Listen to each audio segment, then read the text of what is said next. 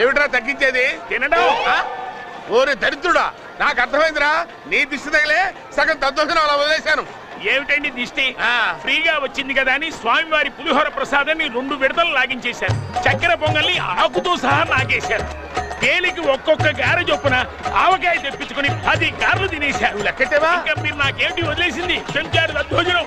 సరేలే, అఘోరించావు కానీ ఆ తాంబూలంలా తగలై.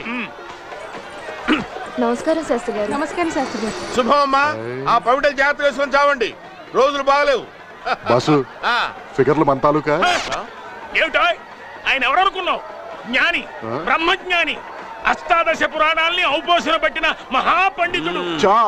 అంత గొప్ప పండితుడా? అయితే శాస్త్రాలన్నీ వచ్చుంటాయే క్షుణ్ణంగా. ఏదే కామ శాస్త్రం గురించి చెప్పను. చెప్పండి.